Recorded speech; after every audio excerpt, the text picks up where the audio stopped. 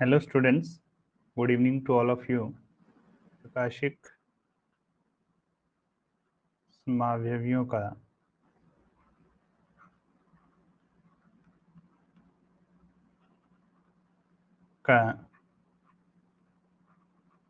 Fisher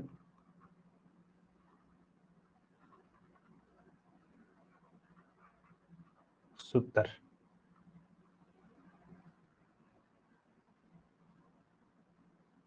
तो यहाँ देखिए,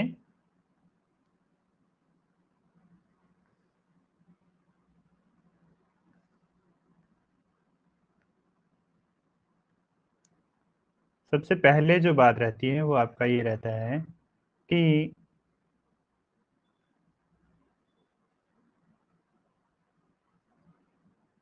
जो किरेल कार्बन होता है, किरेल कार्बन जो है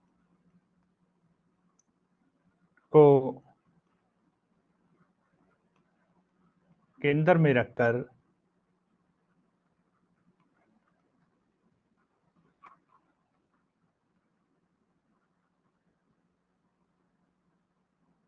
एक क्रॉस बनाया जाता है। ठीक है, सबसे पहले यहाँ जो होगा वो आपका क्या रखा जाएगा, काइरेल, यहाँ किरेल जो कार्बन है उसको रखा जाता है। और फिर जो दूसरी बात आती है वह रहता है ऊर्ध्वाधर, जो बात ऊर्ध्वाधर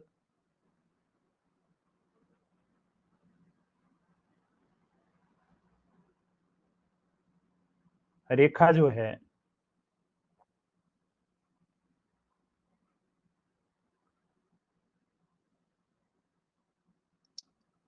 दर्शक से दूर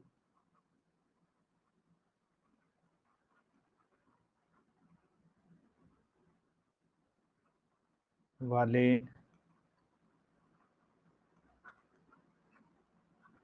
बंधित समूह या ग्रुप्स जो हैं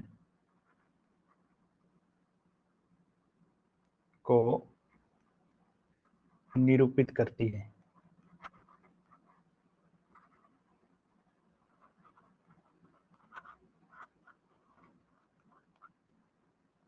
और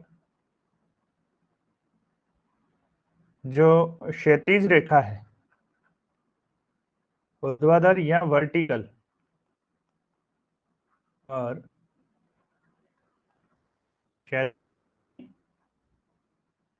या अपने कह दें हॉरिजेंटल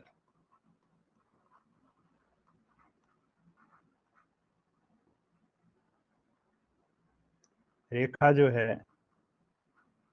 वह दर्शक जो है की तरफ वाली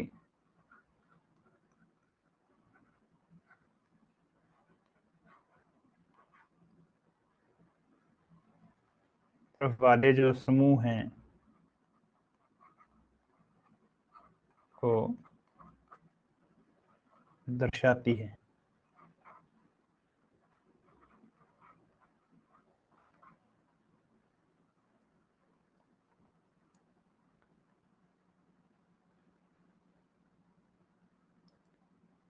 तीसरी जो मोस्ट इम्पॉर्टेंट बात है वह है कि जो फिशर प्रोजेक्शन होगा,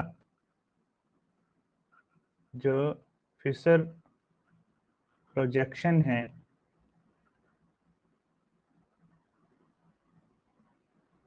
में 180 डिग्री से जो घूर्णन है, से घूर्णन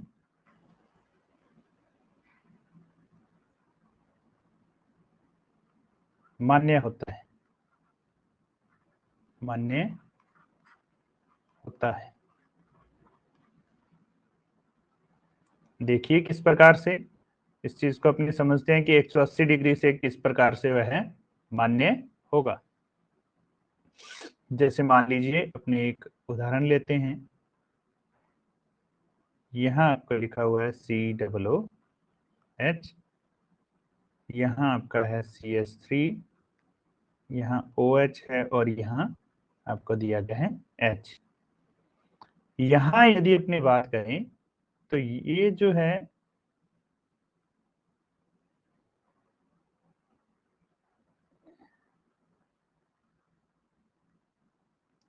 इस स्थिति को हम कह सकते हैं 0 डिग्री,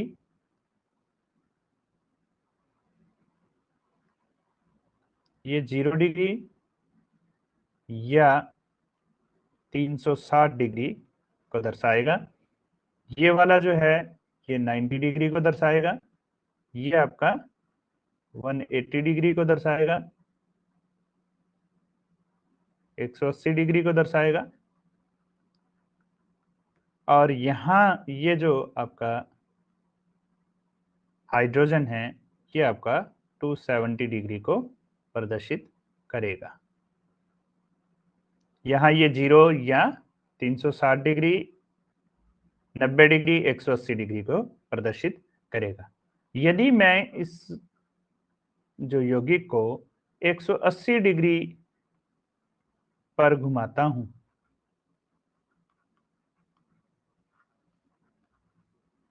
तो हमें क्या स्थिति प्राप्त होगी। देखिए मॉडल को अपने इस प्रकार से घुमाया तो यहां देखें क्या होगा, 180 डिग्री। 180 डिग्री का मतलब ये हो गया कि यहां से इसको अपने घुमाना स्टार्ट करें तो क्या हो जाएगा, ये 180 डिग्री पे जाके कहाँ जाएगा, COOH जो है वो 180 डिग्री जाने पर कहाँ आ जाएगा, COOH यहाँ आ जाएगा, और ये कहाँ चलेगा जाएगा, ये यहाँ आ जाएगा, ये वाला यहाँ, और ये यहाँ आ जाएगा।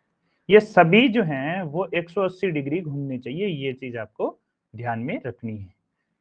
तो यहाँ ये वाला जो है वो क्या कहलाएगा आपका, आर लैक्टिक एसिड होगा, और ये क्या कहलाएगा आपका, ये भी आर लैक्टिक एसिड कहलाता है। अर्थात 180 डिग्री घुमा दें यदि अपने, तो वह जो पहले वाला हमें प्राप्त था यौगिक का जो फॉर्म था वही अपने को दोबारा से प्राप्त हो जाता है। इस चीज का आपको ध्यान रखना है। फिर तीसरी जो बात आती है वह यह रहती है कि यदि अपने को वहां जो फिशर प्रोजेक्शन है,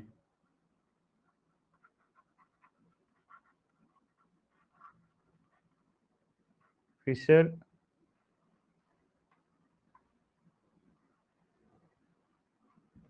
प्रोजेक्शन के अंदर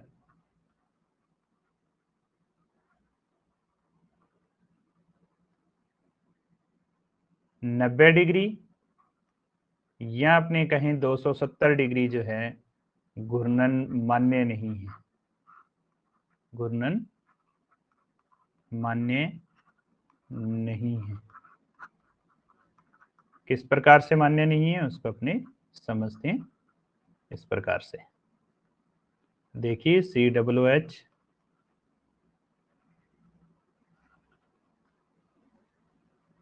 OH CH3 और H, वही ये आपका 270 डिग्री, 180 डिग्री, 90 डिग्री, और आपका ये 0 या 360 डिग्री। इस मॉडल को यदि अपने 90 डिग्री घुमा दें, मॉडल को 90 डिग्री घुमाने पर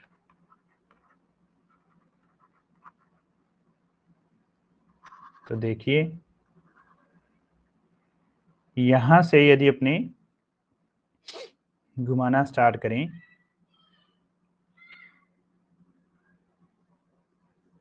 OH से यदि अपने घुमाना स्टार्ट करें मान लीजिए, तो OH 90 डिग्री घुमाएंगे तो यहाँ आ जाएगा, और CH3 जो है वो 90 डिग्री यहाँ घूम जाएगा। नेक्स्ट जो है यहाँ हाइड्रोजन आ जाएगा, और यहाँ क्या आ जाएगा आपका COOH आ जाएगा। तो ये जो है ये तो आपका R लैक्टिक एसिड है, जबकि ये क्या है आपका S लैक्टिक एसिड प्राप्त हो जाता है, जो कि NH अपने को प्राप्त हो रहा है। तो इस प्रकार से यहाँ जो 90 डिग्री और 270 डिग्री का घूर्णन है वो फिशर प्रोजेक्शन में संभव नहीं है। घूर्णन यहाँ पे अर्थ ये है कि यदि अपने किसी भी प्रोजेक्शन जो यौगिक है उसको घुमा दें तो हमें क्या होना चाहिए, सेम ही प्राप्त होना चाहिए। इसमें हम देख रहे हैं कि यहाँ क्या हो रहा है, अपने को दूसरा जो समूह है वो प्राप्त हो रहा है, इसलिए अपने ऐसा इसमें संभव नहीं है। दूसरी बात देखिए, यहाँ पे कुछ एग्जाम्पल इसके दिए हुए हैं जो आपकी बुक में दिए हुए हैं, उनको अपने और देख लेते हैं। जैसे COOH, NH2, हाइड्रोजन और CH3 जो कि आपका एलानिन है, या इसी को अपने क्या लिख सकते हैं, इस प्रकार से भी आप लिख सकते हैं इसको COOH, H, NH2 और CH3। तीसरा यदि अपनी एग्जाम्पल इसी में करना चाहें तो आपका एग्जाम्पल हो सकता है क्या, CH3 OH, H, CH2, CH3, या इसी को अपने क्या लिख सकते हैं, CH3 OH, H और यहाँ अपने लिख सकते हैं क्या, C2H5।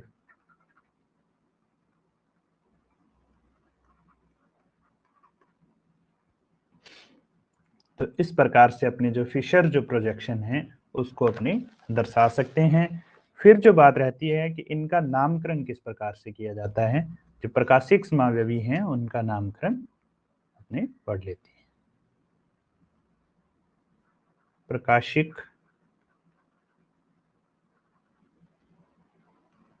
समावयवों का नामकरण।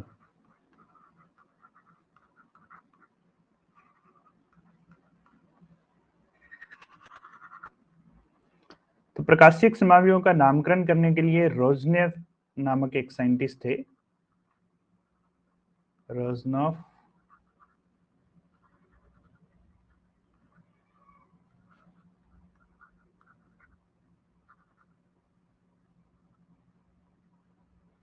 जिन्होंने DL पद्धति का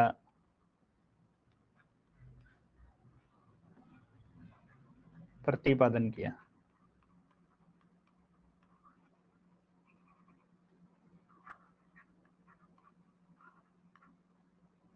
यह पद्धति सापेक्ष विन्यास पे आधारित थी।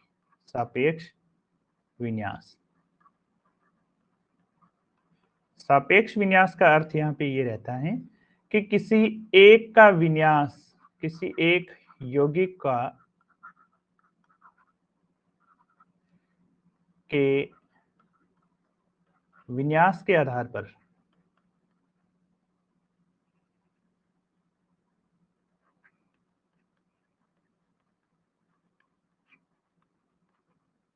दूसरे जो हैं यौगिकों का नामकरण करना। एक को सापेक्ष मानेंगे, उसको एक फिक्स उसकी जो संरचना रहेगी उसके सापेक्ष दूसरों का अध्ययन करते हैं।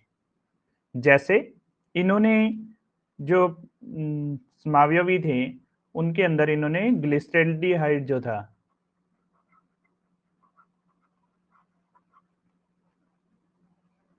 उनके अंदर यदि OH जो ग्रुप था राइट साइड या दाईं ओर जुड़ा हो तो उसे डी गिल्सरेहाइड कहा, और यदि यह OH ग्रुप जो है लेफ्ट साइड में हो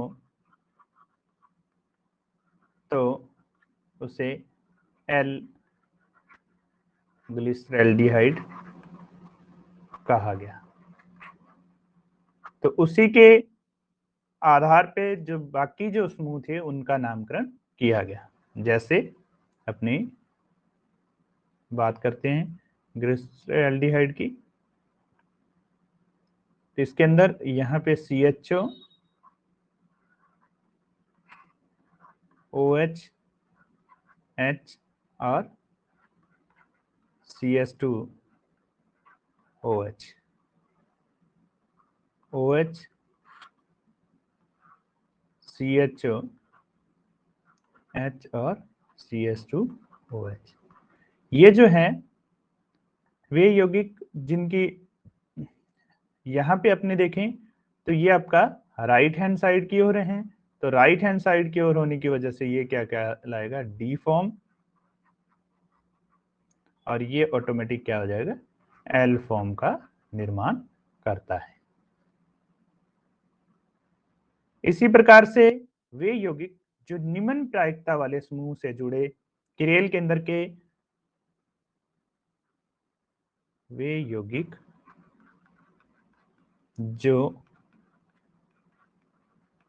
निम्न प्रायिकता वाले समूह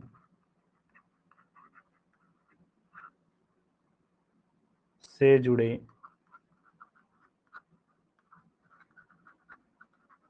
किरेल केंद्र पर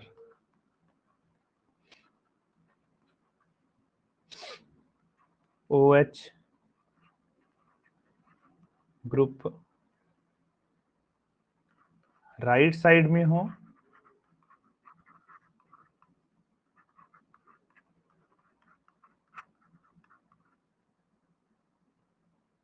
तो उसे डी आइसोमर व OH ग्रुप लेफ्ट साइड में हो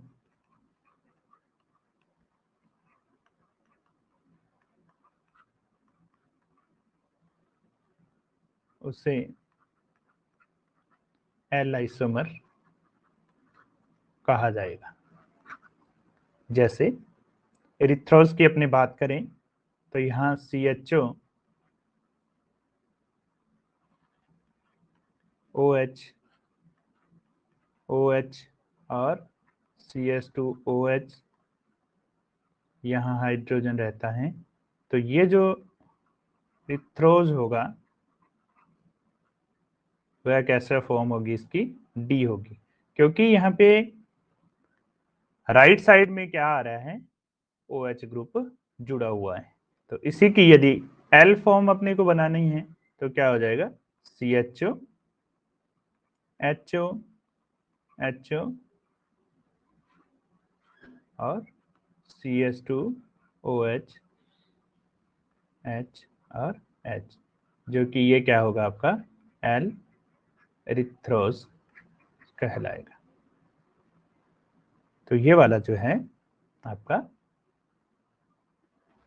रहेगा, जिसके अंदर प्रायिकता की यदि अपनी बात करेंगे, ये आप उच्च जो कक्षाएं हैं उनके अंदर इसका अध्ययन करेंगे। प्रायिकता का अर्थ होता है कि यहाँ ये जो किरेल के अंदर है उसके सापेक्ष बाकी जो बचे हुए इसकी जो संयोजकताएं हैं उनको प्रायिकता दी जाती है, प्रायोरिटी दी जाती है, प्रायोरिटी ऑर्डर ये कहलाता है। अब अंत में अपने आज एक लास्ट जो बात इस टॉपिक की कर लेते हैं, वह है आपका दो शब्द अपने काम में लिए हैं। पहले DL अभी आज लिया है और एक दिन अपने स्मॉल d और जो L है में डिफरेंस और देख लेते हैं।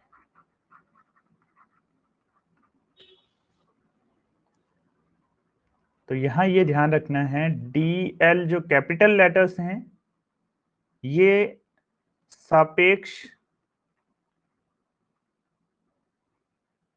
विन्यास को दर्शाते हैं, सापेक्ष विन्यास को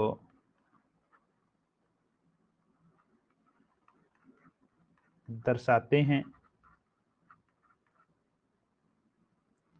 जबकि स्मॉल डी व एल जो हैं केवल किसको दर्शाते हैं? दुर्बल पूर्णता को दर्शाते हैं।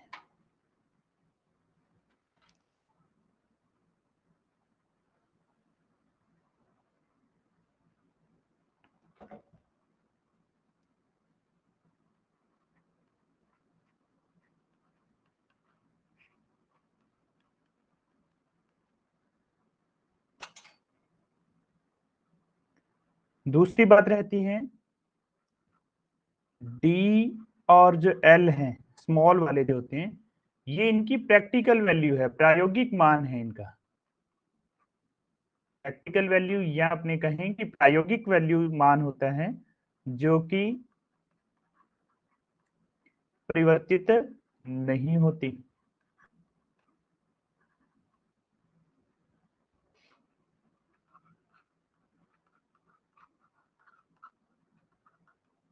जबकि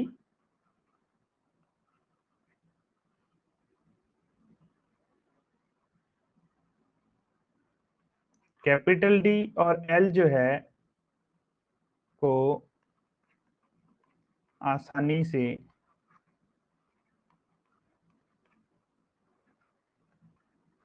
बदल सकते हैं।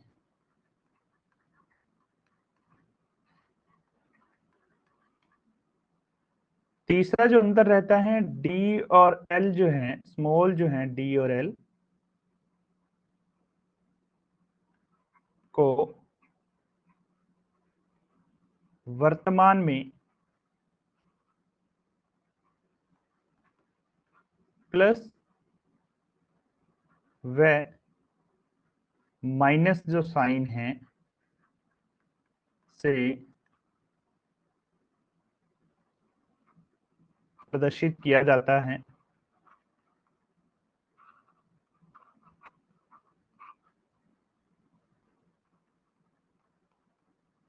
जबकि कैपिटल डी और एल जो है दोनों को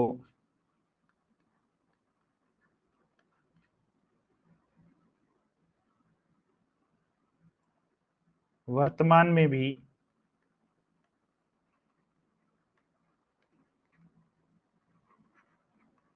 डीएल से ही प्रदर्शित करते हैं।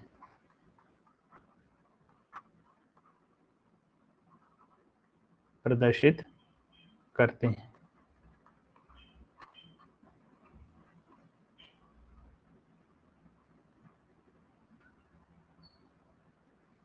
तो ये कुछ बातें थी जो प्रकाशिक समावयवता के बारे में थी, और मैं उम्मीद करता हूँ कि आपको ये वाली जो बातें हैं वो अच्छे से समझ में आई होंगी। और हमारा अभी जो है लास्ट टॉपिक जो रह रहा है वह इस लेसन का लास्ट टॉपिक है आपका स्वरूपण समावयवता, जिसको अपने कल हॉलीडे है तो हो सकता है कि कल ही अपने इसको कंप्लीट कर लें। कोशिश करेंगे यदि कल मुझे समय मिलता है तो अपने कल इसको कंप्लीट कर लेंगे और फिर अपने कोई नया लेसन जो है उसको स्टार्ट करेंगे। यदि अभी तक भी आपने हमारे YouTube चैनल को सब्सक्राइब नहीं किया है तो प्लीज़ सब्सक्राइब करें, लाइक करें और बेल आइकन को ज़रूर दबाएं ताकि नई जो वीडियोस हैं उनको आप तक पहुंच जाएं। सभी जो नई वीडियोस हैं वो आप तक पहुंच जाएं। आज के लिए इतना ही। धन्यवाद।